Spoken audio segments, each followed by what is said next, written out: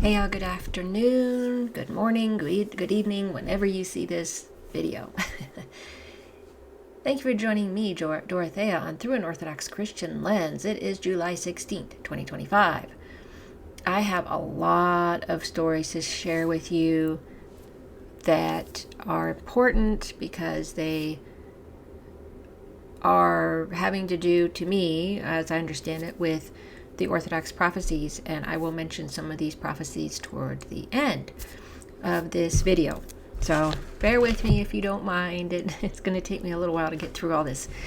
Hopefully you'll be interested till the end. But in any case, we're going to start with this article here because everything is heating up in the Middle East. So let me bring up this one.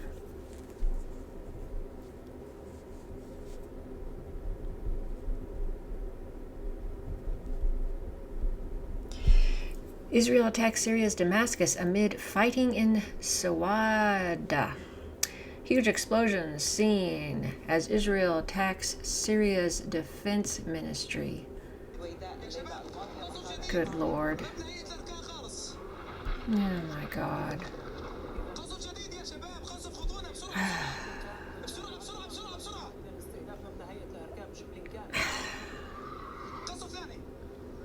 Good Lord. Sorry, this is the first time I've seen this.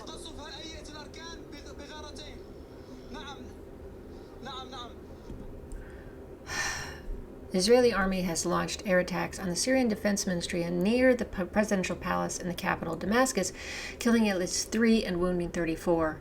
The strikes come after Israel threatened to increase attacks if Syrian government forces are not withdrawn from the south of the country, where there has been fighting between Druze and security forces. Well, let's see. I'm gonna go to the video here.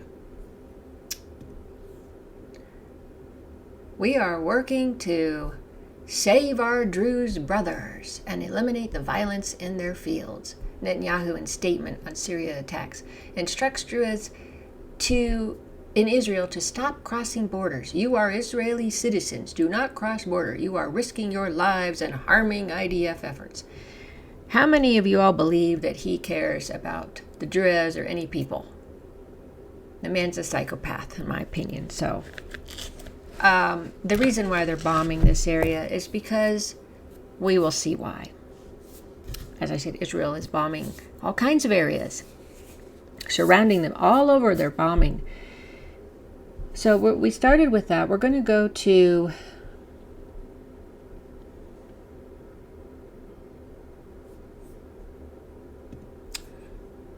this problem. So not only we have the Gaza killings, murders, genocide playing out, and ethnic cleansing every day. Now we have more of the West Bank. There's always been things going on in the West Bank, but this is even worse. West Bank witnessing largest forced displacement of Palestinians since 1967. UN officials warned on 15 July that Israel's months-long Iron Wall operation in the occupied West Bank has caused the largest displacement of Palestinians since 1967, with 30,000 people forcibly uprooted since January and entire refugee camps emptied under military orders. UN Rights Office spokesman Thamin Al-Kitan said the forced uprooting underway may constitute a crime under international law, stressing that permanently displacing the civilian population within occupied territory amounts to unlawful transfer, and depending on the circumstances could be tantamount to ethnic cleansing. No kidding. He said the campaign is emptying large parts of the West Bank of Palestinians. Well, 30,000 is a lot. The UN said the offensive launched in January is impacting several northern refugee camps. Juliet Touma, spokeswoman for UNRWA, described it as the longest since the Second Intifada, and warned it was causing the largest population displacement of the Palestinians in the West Bank since 1967. Most of those displaced were residents of the Jenin refugee camp. During the same period, Israeli occupation forces issued demolition orders for approximately 1,400 homes in the area. Keaton called the figures alarming. Look, we already know the UN recorded 757 settler attacks in the first half of 2025, a 13% increase from the same period in 2024. 96 Palestinians were injured in settler assaults in June, marking the highest monthly toll in over 2 decades. Israeli forces have fired live ammunition at unarmed civilians, including those attempting to return to their homes in Jenin, Tulkarim, and Nur Shams camps. And they talk about the victims. A 2-year-old child shot in the head inside her home in Shuhada village in January, and 61-year-old Walid Deer reportedly killed while cycling home from prayers on 3 July. This is disgusting. I mean, you guys might not like what I have to say, but the Israeli state under Netanyahu has become a cancer. It's metastasizing all over the place, and it has to be stopped. There's got to be a way to stop this. So, there's that story. Then we have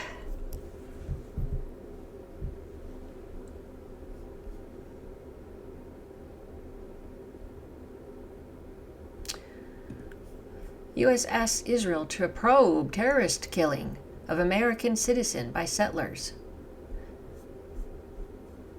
The administration of United States President Trump has called on Israel to probe the killing of 20-year-old American citizen Sayfullah Musalit, who was beaten to death by settlers in the occupied West Bank, calling the incident a terrorist attack, or a terrorist act. Well, that's shocking that they would say that. It's amazing, actually, but Mike Huckabee, the U.S. ambassador to Israel, said on Tuesday that he asked Israel to aggressively investigate the killing of the Florida-born Musalit, who was visiting family when he was attacked in the Palestinian town of Sinjar.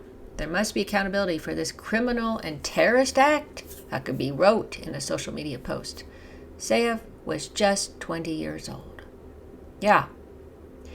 The Huckabee strongly worded post marks a rare critical stance toward Israel by the U.S. envoy, a staunch Israel supporter, who has previously said there's really no such thing as Palestinian, which is false. But he's under the dispensationalism and all these false doctrines, which is what I said is dangerous, but at least he's noticing that he's recognizing this. But, again, the UN report, this is a crime of what they're doing. It's like ethnic cleansing. That's what they were saying. But look, both the U.S. and Israel do not pay attention to international law. We all know that. We just know that to be true. Now let's go on. I don't know how you feel about this, but it's very disturbing to me that all this is going on.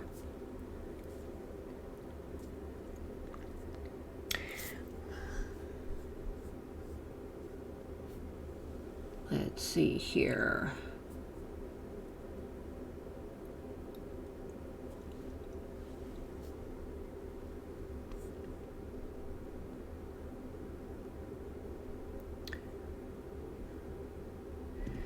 This one is disturbing as well. Israel cuts power water to UN agency for Palestinian refugees. This man is a monster. His whole government are monsters.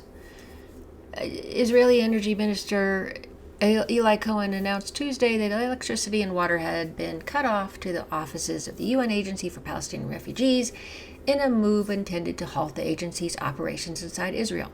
Now, why do you think this is happening? Under the slogan, turning off the lights at UNRWA. The law to disconnect electricity and water from these offices, which will lead to the cessation of the organization's activities in Israel, has been published. He claimed that the UN agency has served as an operational arm of Hamas, allegedly that it acts as a breeding ground for incitement and murder and has no right to exist. Look, these are all flipping excuses. Excuses. They say this because what this is all really about is the Greater Israel Project. They allowed October 7th, 2023 attack to happen so that they could make their move.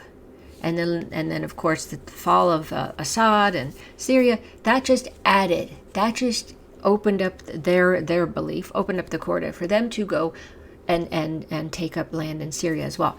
Because that is their goal, to take over many countries in the Middle East for their Greater Israel plan. So, we see this is happening. And let me see, where am I? Oh, Lord. Okay.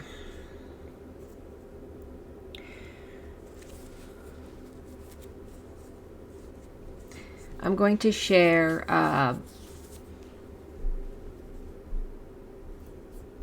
there's 2 posts I need to share also. So that's what's going on with the Israel stuff. It's terrible. You know, the Orthodox Patriarch of Jerusalem and the Antioch Patriarch of Damascus and other Christian leaders have come into Taipei to, do prayers and condemn the setting fire to that church that I did a video on earlier.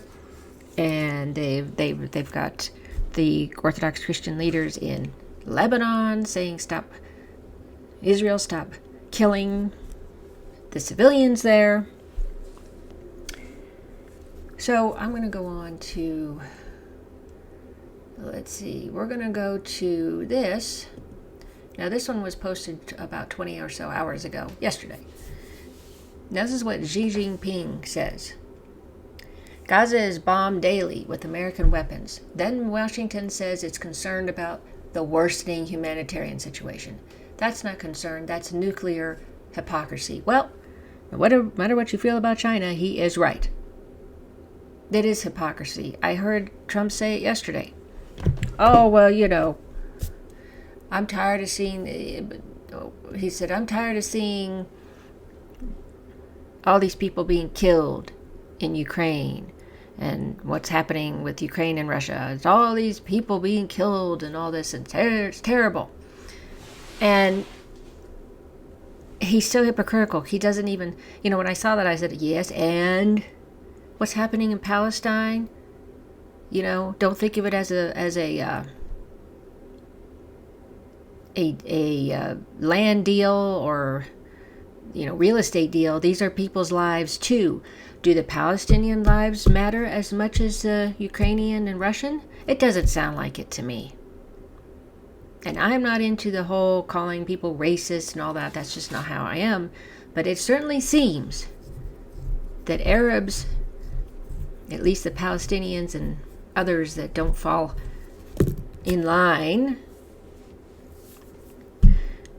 under the thumb of the U.S., are subhumans. That's the way I look at it. So that's what he said, and he's right. Xi Jinping is right on that. And then he said this earlier today, or yesterday, or late this morning, or early this morning. We are not asking Tehran about its nuclear projects. Rather, we are asking how we can help it complete its nuclear project, which preserves Iran's sovereignty and the dignity of its people. So, what does that tell you? That tells you that China is getting very involved in what had happened with the Israel-Iran war, the 12 days, which we know part 2 is coming. It seems that China is doing the most tangible, has the most tangible movements, actions toward helping Iran. It has been giving weapons. I believe it's given some of its jets. It also has given some jets to Egypt as well. But since China has a lot of interests with Iran and that area for the Silk Road initiative, the Belt Road there, all that stuff that they want to do business, this is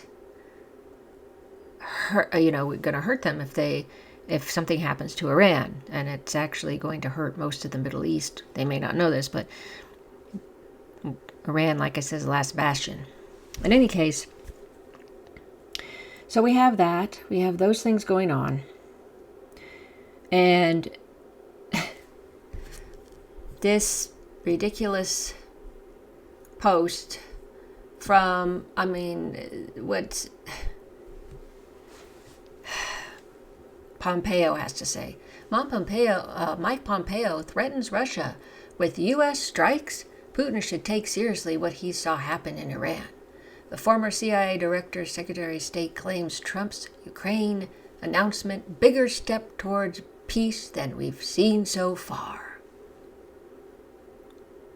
This is just ridiculous. And Pompeo, is the biggest warmonger, and he and his department under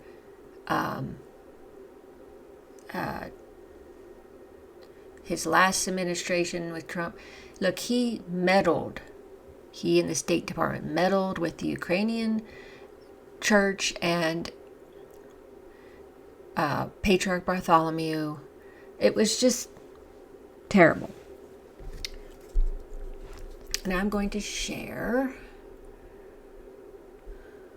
this portion of the video from Dialogue Works. Of course, there's John Helmer. He's a good. Russia's Oreshnik moment comes closer. He's the one that continues to say that this line. So I'm going to give you this portion here, hopefully. These people think they can defeat Russia.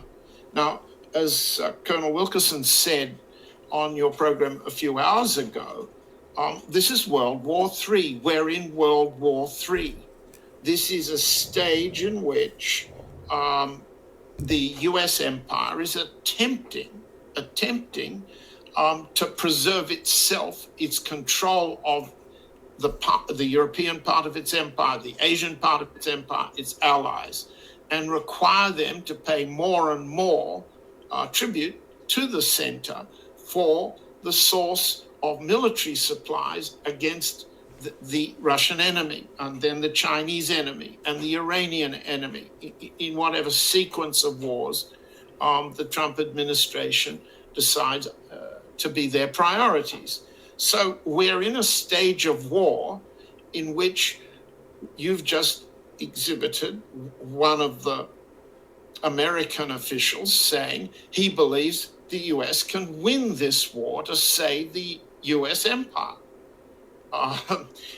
They have no concept of mutual reciprocal security, not in Europe, as Russia proposed in December 2021, not in the Persian Gulf, as Russia's proposed with Iran and the Arab states in the Gulf for mutual reciprocal security in the Middle East, and not in Asia either. So these are World War III fighters. That's what you just showed. And just by the way, I do need to mention, said it last week, the attack on the Russian oil fleet is already underway, and it's military before secondary sanctions come on in allegedly 50 days. What's already happening are the secret services of the UK, the United States, and others are striking at Russian tankers, principally oil tankers, crude oil tankers, but also petroleum and petrochemical tankers in port at sea in the Mediterranean. They're actually using military means to attack what what they've proposed now to be the secondary sanctions to deter the movement of those vessels. So we're already at war. We've seen attempts by the Baltic Sea states to threaten or curtail the movement of these vessels. And that's required a military response that Russia is now escorting with corvettes and destroyers, tanker movements through the Baltic Sea to prevent and deter threats from Denmark, Poland, Germany, Sweden, and so on. So we're already engaged in World War III against the tanker movement, and secondary sanctions are relatively soft. Just bear in mind also what the secondary, we have a lunatic in charge, a certifiable maniac in the White House, but there's also the certifiable maniac in the US Senate, and that's Lindsey Graham. And remember what he said. After the 50 days are up, on the 51st day, the author of these secondary sanctions said, if Putin doesn't understand, he needs to, what will happen on the 51st day, he needs to call the Ayatollah. Now, that's a combination threat of secondary sanctions against India and China. Now, the Chinese and the Indians have no inclination to obey that level of threat. And he's saying, we will bomb you, the Russian fleet, as if we bomb, just like we bombed the Iranian nuclear processing plants at Fordow and Natanz and Isfahan. So it's a combination of tactics in World War III at this stage. Okay, well, I don't know how much clearer he can make that. That certainly explains a lot. And interesting that the things are happening to the Russian oil fleet in the Mediterranean. I wasn't aware of that, but that's not good. Attacks there, and then the Baltic Sea, I kind of knew about that. And so it's like St. Paisios said when I showed you his prophecies yesterday. He had said everyone is going against Russia, and that looks like what's happening and going to get worse. The other thing I want to share is okay, where did I put it? Oof, I gotta remember what it was called. Okay.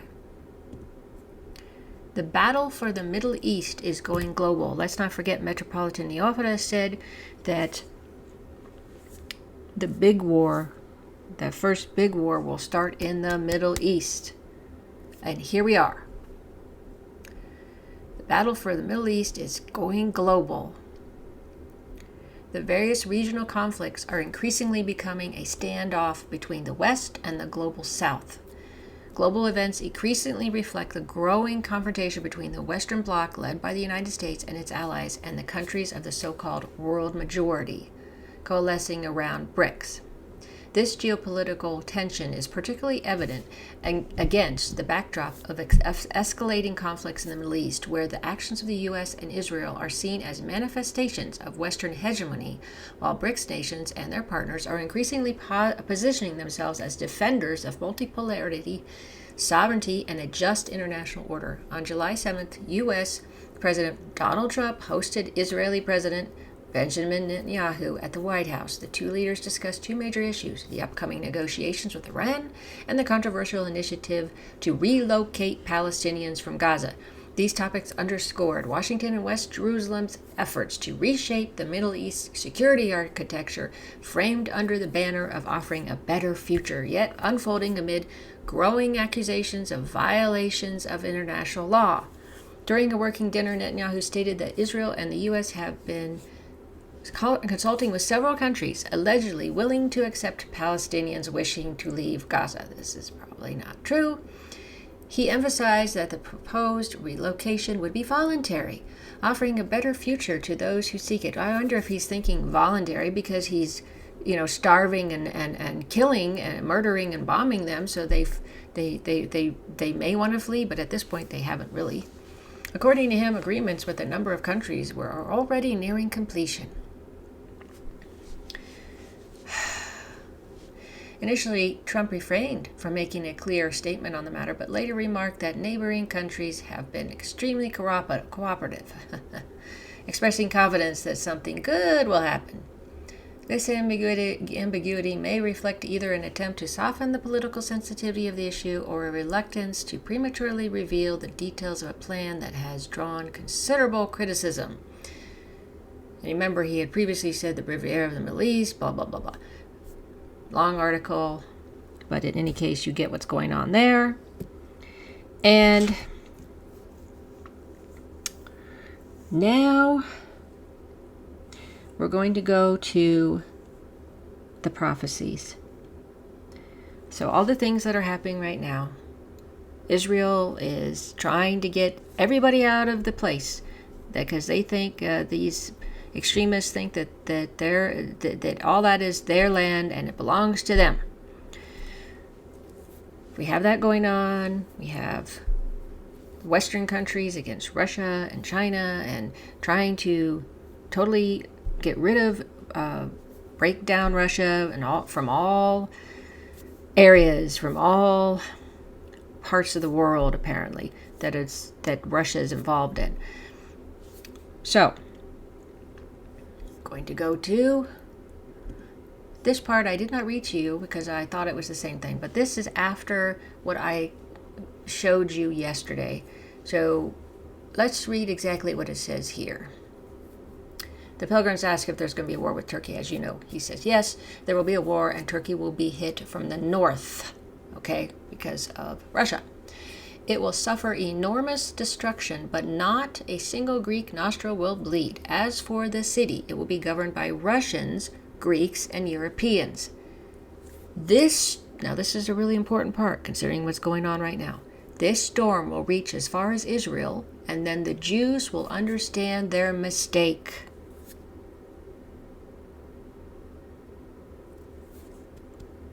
Hope you understand what that means. We're going to go to another. This is Elder. This is Elder Joseph from WWIII. I'm sharing another portion of one of his. He's the one that did the 7 phases of the war. I'm sharing with this little portion that he talks about that it's not in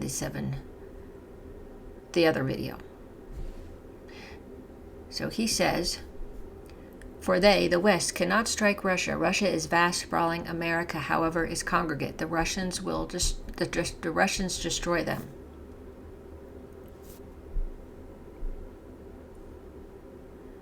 For within the conflict that will occur, because it will happen here, it cannot happen otherwise, no matter how we interpret it.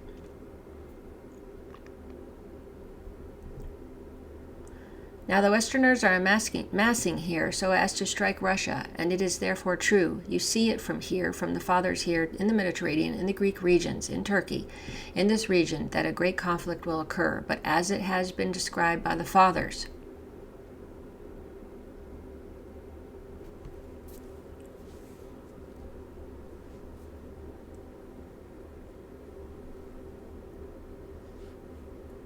The sequel is being showcased now. That it will happen here. All of these things are apparent through the nature of their sequence. First of all, in order for the Antichrist to appear and to reign according to the prophecy presented in the Apocalypse, there can be no church, there can be no sacraments. He's talking about later. Not what's happening now. And at that point, do you see how the Holy Fathers interpret it? They say that after the turmoil which is already occurring, and shortly thereafter, when the great conflict will occur, that means now, that the great conflict means the great war, will occur, after which the Christians will reign. There will come an opportunity in which the Christian kingdom shall prevail again. The Christians shall be bolstered. Important to people who think this is the end and the Antichrist is coming, not according to Orthodox prophecy. And the scriptures state that truly that king, how is it stated, how is it referred to there? So, to no one who does not now know, it is this king, it says, who will destroy the transgressors and them who work iniquity. That he's talking about King John, that I showed you the prophecy of yesterday.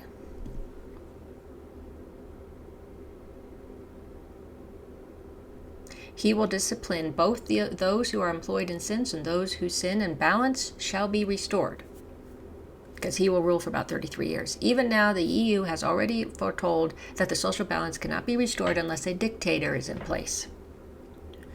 They define that with their own aim, because the Hebrews fantasize that the time of their own kingdom has arrived, since they are also waiting for it. They are those who close the page of history. That is a fact. Well, how is it possible for Israel, as it is now but a handful, for it to become global and to rule the entire world? It is actually possible for such a thing to occur? Can the human mind imagine it? How can a handful of people that cannot make ends meet with the Arabs rule over the entire world and enforce their laws? Is that logical? If all those things that the Holy Fathers had spoken of do not occur, that European civilization will be destroyed, that everything will be turned upside down, that Gog and Magog without number, Chinese people will come, and the Indians, all of them. Well, we see with all the tariffs, I can see why they're coming together.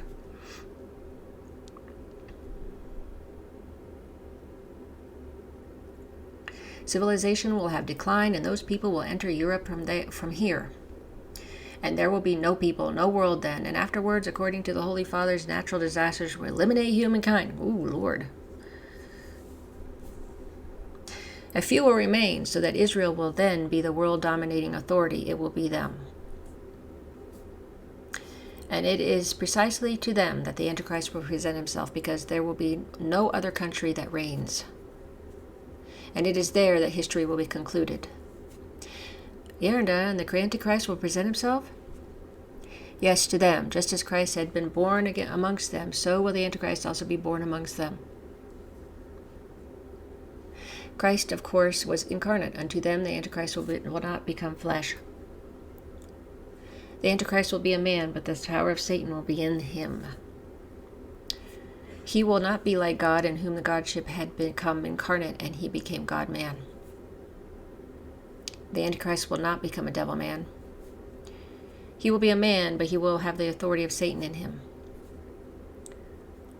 I hope that what will happen to them will be what had happened to us in 21, when our nation arose, thinking to regain Constantinople and Asia Minor. So they proceeded and did what they did. And in the end, not only did we not gain them, but we also lost what we did have.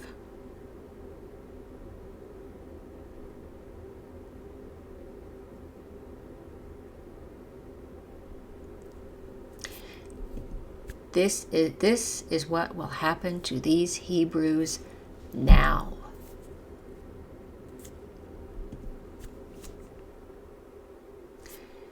It is not a rosy period of time for them, for the Israelites who have done all these things and more.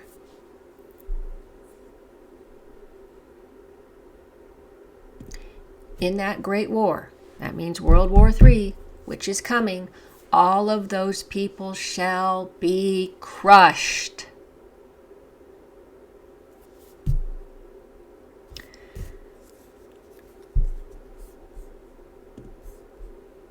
This is very important. We understand his prophecy on that. And St. Paisius said the same thing. And here he is saying, his Israelites, all they're doing now, and during World War III, they will be crushed. A little bit of justice there, in my opinion. You know, because Christ is going to intervene, as the saints said and the elders said, going to give everybody a slap.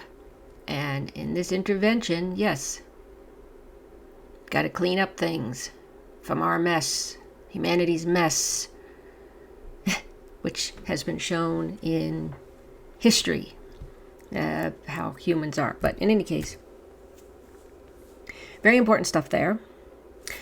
And I think I have a last one that's Father Elpidios and his view on these things. So he's talking about, and I've played or I've read his prophecies on this before, but I'm going to show you a little bit of this. America will undergo such terrible changes, so terrible that it is to cry for. As you know, where there's the natural disasters coming, and the civil wars, and the hunger, and the economic collapse. It is to cry for. It is to cry for. Remember this, because it has, whoa, slow down. Because it has allowed its heart to worship Satan. He's talking about America. And Satan himself would destroy it now. Whoa. Now they want to do the same through a global storm of war. But now this is God's will, and God's will does not change at all. Remember that. Russia will be the first of the last three kingdoms of this world, of the current version of this world, to be more precise, and now it has the power and the authority from God to become the Antichrist to the Antichrist, the enemy of the Antichrist. And while America now believes that it will rule the world by destroying Russia, it does not realize that it has dug its own grave. All these deviations and advances they make are nothing more than a more shrewd attempt by the Americans to win the war, but it will not be so. The war that has already begun in Syria, which is one end of the bow, and it will now move to the other end of the bow, which is Northern Europe. And when I say Northern Europe, I am not referring to the Russia-Ukraine war, in which they believe that Ukraine will be destroyed by Russia. Ukraine is part of Russia because that's where Russia's heart beats, in Kiev. Now he goes on about that, the Russian-Ukraine thing, and that Russia, they're Slavic brothers and all this. Saints won't allow it. Now the war over Ukraine will be with NATO planes, but they will be defeated. Do you see China's involvement? And NATO will be defeated. What I see as a disaster is related to the Scandinavian countries. Unfortunately, some countries will make the catastrophic mistake believing that the Americans will save them. We never do that. The Americans will involve these countries in the game so that it can release its snake, and then it will abandon them. Therefore, all the small states that will enter this war against Russia should remember that it is very stupid for a puppy to fight a bear. The only thing I would advise all these people, as I did yesterday when they called me from Romania, asked me, Father, what should we Romanians do in this war with Ukraine and Russia? Advice, try to remember what a man does. If he wants to save himself from a bear, he falls down and plays dead, and the bear does not harm him. If you do not maintain neutrality, I told the Romanians, if you do not remain neutral, you will be destroyed. Unfortunately, this neutrality will not be maintained by all states. I will not name the states that will be destroyed.